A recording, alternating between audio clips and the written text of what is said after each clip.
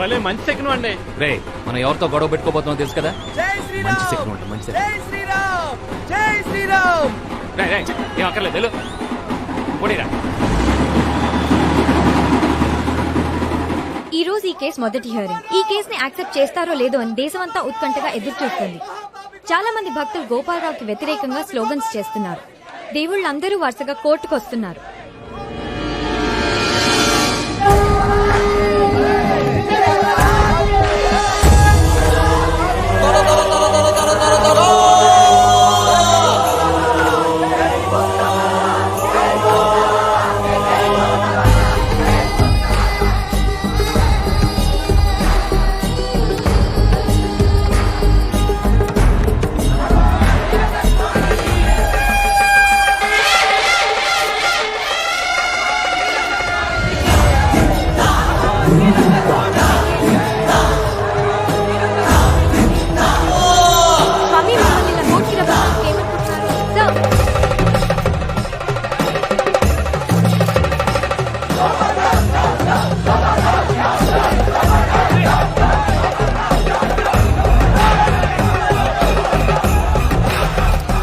గోపాలరావు గారు, ఇదంతా మీ పబ్లిసిటీ కోసం చేస్తున్నారని అందరూ అనుకుంటున్నారు. దీనిపై మీ అభిప్రాయం ఏంటి? సార్, గోపాలరావు గారు. సార్,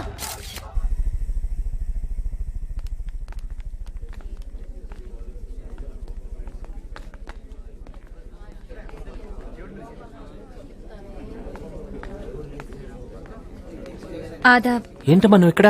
నాన్నగారు పంపించారండి, అక్కడ కూర్చోండి. జడ్జి గారు అడిగినప్పుడు మీ క్లాస్ ఏ ఇన్సూరెన్స్ చెప్పండి. ఎలా ఉంది రోలెక్స్?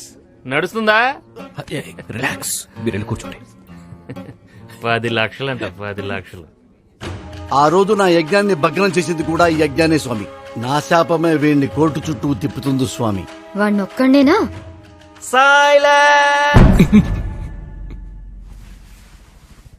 గురుగారు లేకండి. ఓ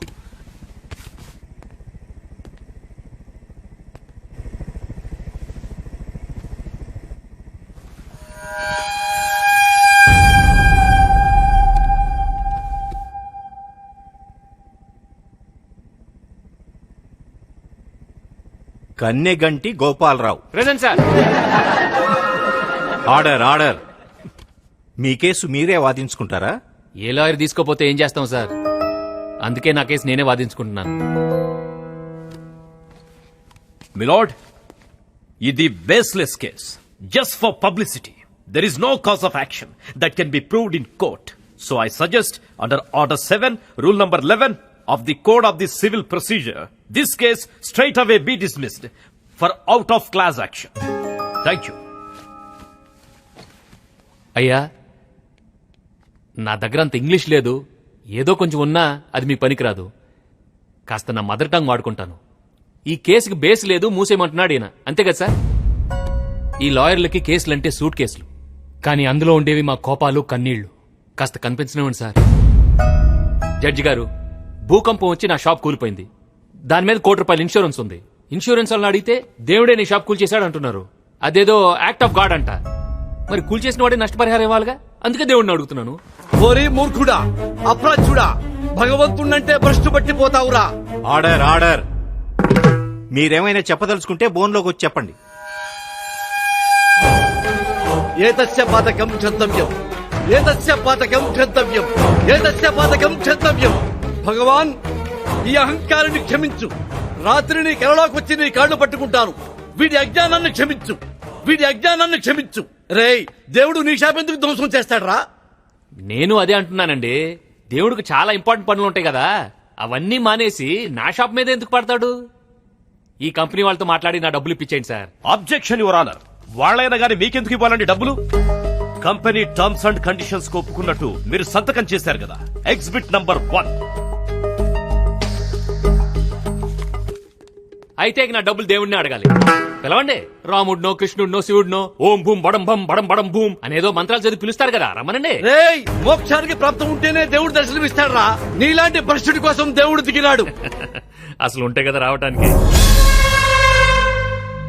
అయినా మీ దుకాణాల్లో రోజు కొన్ని 100 కోట్ల టర్న్ ఓవర్ జరుగుతుందిగా. నేను అడిగింది 1 కోటి, ఇచ్చేయండి. కావాలంటే కొంచెం క్యాష్ డిస్కౌంట్ కూడా ఇస్తాను. I object your honour. భగవంతుడి సేవను కూడా ఈయన బిజినెస్ అంటున్నాడు. సేవ? ఇందులో సేవ ఎక్కడుంది సార్? బయట చెప్పులు వదిలే దగ్గర నుంచి లోపల చంపలేసుకునే దాకా అంతా బిజినెసే కదా సార్.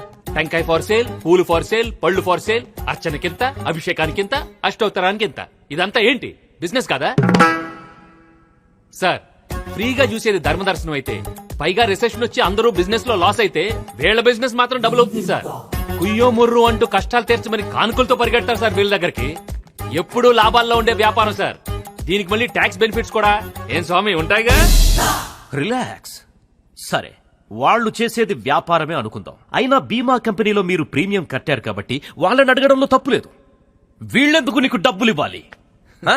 ఎందుకంటే వాళ్ళ మందిరాల్లో కూడా నేను ప్రీమియంలు కట్టాను కాబట్టి. What? What nonsense you are talking? నా మాట నమ్మరని నాకు ముందే తెలుసు. అందుకే నేను సాక్ష్యాధారాలు కూడా తీసుకొచ్చాను.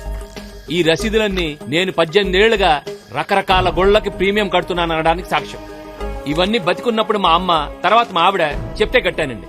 ఇది చూడండి, ఇది నేను కట్టిన మొదటి ప్రీమియం 1116. ఇది మధురైలో ఒక పెద్ద గుడిలో కట్టాను. అంతేకాదండి, మీ గణపతి స్టాల్ కోసం ప్రతి ఏటా 5000 కడుతున్నాను. అది స్టాలు కాదురా దుర్మార్గుడా, దాన్ని మండపం అంటారు. ఆహా, 3 ఏళ్ల క్రితం మా నాయనమ్మ మంచాన్ని పడింది సార్. డాక్టర్లు లాభం లేదని చెప్పారు. వాళ్ళకేం తెలుసు, 30,000తో మృత్యుంజయ హోమం చేస్తే బతుకుద్దని చెప్పాడని ఓ సిద్ధాంతి. చేయించాను.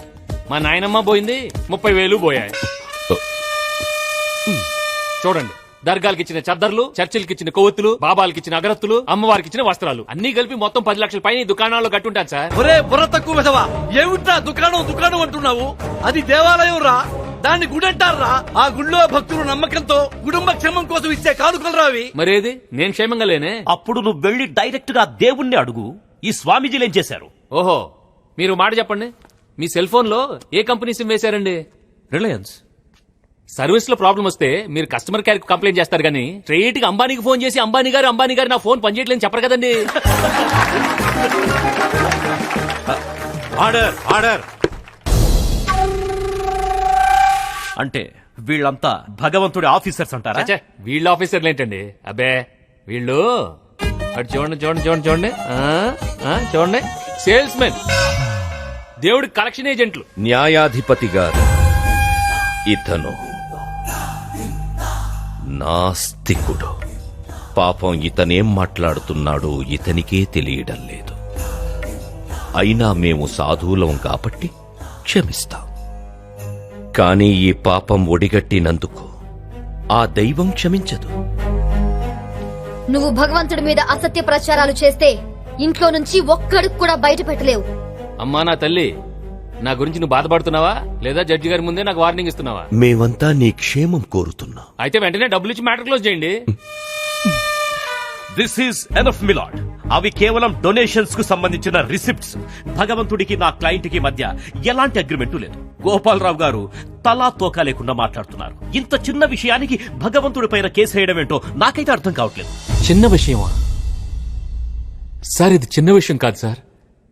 కూలిపోయిన నా షాప్, నాకు అన్నం పెట్టే అమ్మ ఇప్పుడు అది లేదు సార్. మా నాన్న చనిపోయినప్పుడు నేను చిన్నపిల్లాడిని. ఏడుపు రాలేదు సార్, భయం వేసింది. కానీ నా షాప్ కూలిపోయినప్పుడు ఏడుపు వచ్చింది, భయం వేయలేదు. మీరున్నారులే అన్న ఓ ధైర్యం. ఈ గుడి పెద్దలేమో మీరు భక్తితో దానం చేయండి, ఏ కీడు జరగదంటారు. ఈ బీమా కంపెనీ వాళ్ళేమో టైంకి ప్రీమియం కట్టండి, ఏమైనా జరిగితే మేము ఉన్నామంటారు. నేను దానం చేశాను, ప్రీమియం కూడా కట్టాను. కానీ ఈరోజు ఆ ఇద్దరు చేతులు ఎత్తేస్తారు సార్. ఇప్పుడు నా కుటుంబం నడి రోడ్డు మీద నిలబడింది సార్. నా కొడుకు భవిష్యత్తు నాకు కనపడడం లేదు సార్. ఎట్టెళ్లాలో తెలియట్లేదు. అందుకే నా సమస్యని కోర్టు ముందు ఉంచడానికి నాకు అవకాశం ఇప్పించండి యువర్ ఆనర్.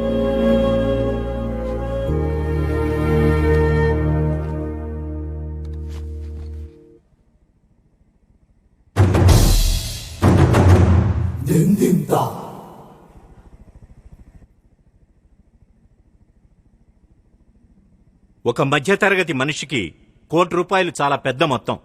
పైగా ఇది అతని జీవనోపాధికి సంబంధించినది. అందుకే ఈ కేసును కోర్టు యాక్సెప్ట్ చేస్తోంది.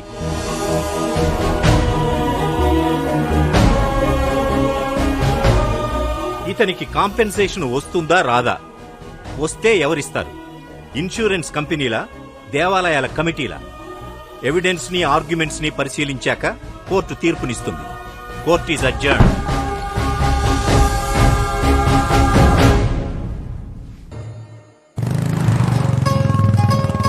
ఇక్కడే ఇదే నా ఇల్లాలిల్లు. ఇది అమ్మాయి పుట్టిల్లు, నీళ్లు నీళ్ళు దొద్ది. ఏదో ఒకటి.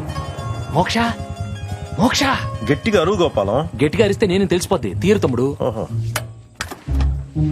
ఇలా కాదు కానీ గేట్ దూకేస్తాను. ఎత్తుగానే ఉంది. ఇది నా ఒక్కడి వల్ల కాదు కానీ తమ్ముడు ఇట్రా. ఏంటి చెప్పు.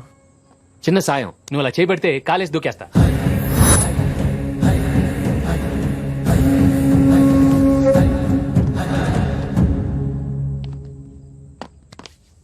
చేయబట్టు తమ్ముడు.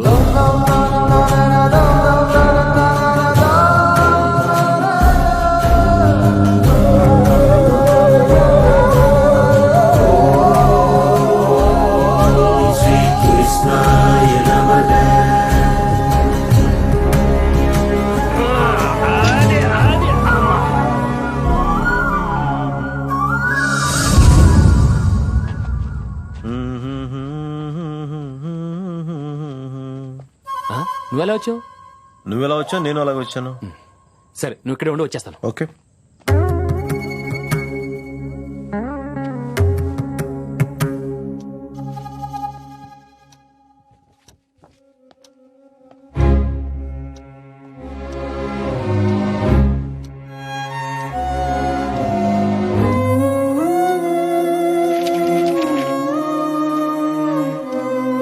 నాన్న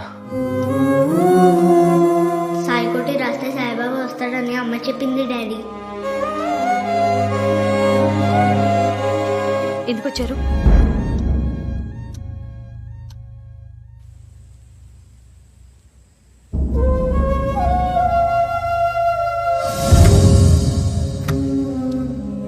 మీనాక్షి, నా మీద కోపంగా ఉందా? తిట్టు, పోనీ కొట్టు. మొగుడిని కొడితే తప్పులేదని మీ భగవద్గీతలో కూడా ఉందట. ఎక్కడా? ఇక్కడ. హలో, ఇక్కడికి ఎందుకు వచ్చావా స్వామి? హెల్ప్ చేద్దామని. దేవుడు బాబుని మన ఇంటి ఓనర్, నా ఇంట్లో నాకే షెల్టర్ ఇచ్చాడు. విన్నాను, ఉంటాను. ఏ, రమ్మంటే వెళ్తావేంటి? మన బాబు గురించి ఆలోచించాలి కదా. సరే, వాడి కోసమైనా కేసు వెనక్కి తీసుకోండి. ఇది మారదు. నువ్వురా వెళ్దాం.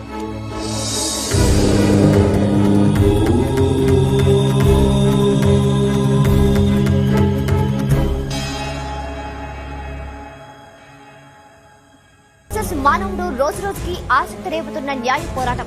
గోపాలరావు భావాలు సమాజం మీద ప్రభావం చూపుతున్నాయి. మరి కోర్టు కూడా ఇన్ఫ్లుయెన్స్ అవుతుందా? ఈ రోజు జరిగే ఆర్గ్యుమెంట్ లో కేసు ఎలాంటి మలుపు తిరుగుతుందో వెయిట్ అండ్ సీ. ఏమండి సిద్ధయ్య గారు, ఏదో హంగర్ స్ట్రైక్ చేస్తున్నట్టున్నారు, అయిపోయిందా? అదే ఆమరణ నిరాహార దీక్ష. అంటే రాత్రి సోమవారం నా కల్లో కనపడి ఒరే సిద్ధా చాలు ఇక ఆపన్నాడు, అందుకనే ఆపా. ఆకలై కాదు. ఏమండి, ఈసారి ఆయన మీ కల్లోకి వచ్చినప్పుడు ఓసారి మా కల్లో కూడా రమ్మని చెప్తారా? ఆయనతో కొంచెం మాట్లాడాలి. Quiet please, quiet. అరే త్రాష్టుడా, నికృష్టుడా, అంత పెద్ద ఆశ్రమాన్ని స్థాపించి 600 దేవాలయాలు నిర్మించావురా.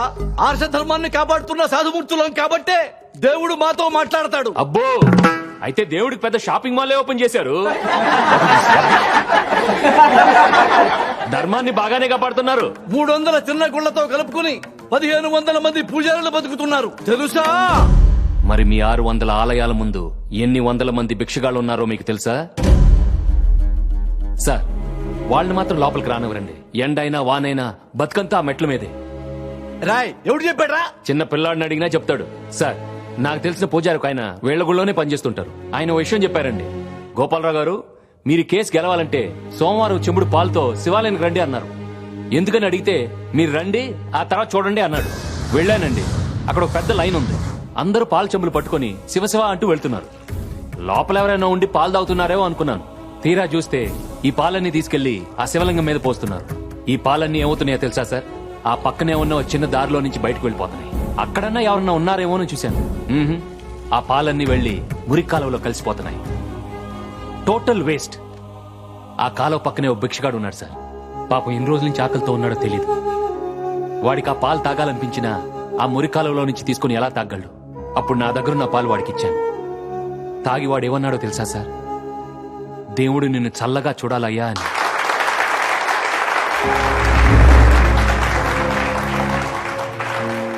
అంతకంటే దేవుడు ఎక్కడుంటాడు సార్? మాస్టర్ మీరు దేవుణ్ణి నమ్ముతారా? నేనే దేవుణ్ణి. చా అయితే నేను పవన్ కళ్యాణ్లే. Oh nice to meet you. మౌలానా గారు, దర్గాకెళ్ళి పూల దుప్పట్లు కప్పుతారే, అలాగే చలితో బాధపడే ఫకీర్ కప్పండి, అల్లా సంతోషిస్తాడు. చర్చిలో కొవ్వొత్తులు వెలిగిస్తారే, ఒక పేదవాడి ఇంట్లో వెలిగించండి, జీసస్ ఆశీర్వదిస్తాడు ఫాదర్.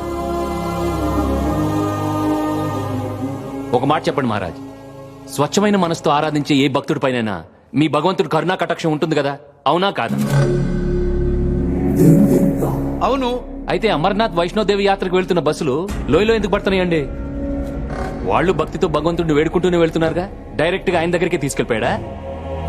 దేవుడు బొమ్మ లేని ఒక్క యాక్సిడెంట్ బండిని చూపించండి.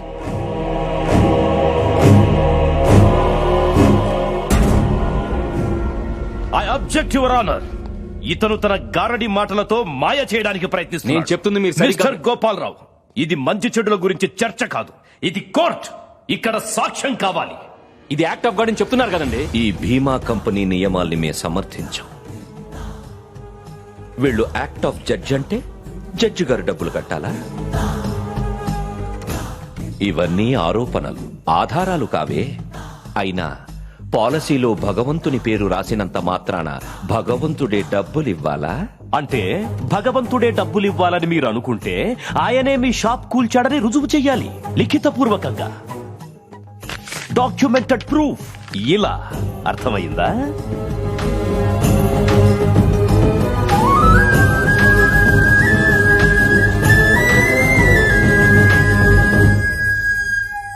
మిస్టర్ గోపాలరావు, కోర్టు సాక్ష్యాధారాలకే విలువిస్తుంది కానీ భావోద్వేగాల్ని పరిగణలోకి తీసుకోదు. మీ దగ్గర సాక్ష్యాలు ఏమైనా ఉన్నాయా? లేవు సార్. ఆఖరి అవకాశంగా కోర్టు మీకు వారం రోజులు గడువిస్తోంది. అప్పటికీ సాక్ష్యాధారాలు ప్రొడ్యూస్ చేయలేకపోతే మీతో పాటు మిగిలిన వాళ్ళందరి కేసులు కొట్టివేయబడతాయి. The court is adjourned for the day.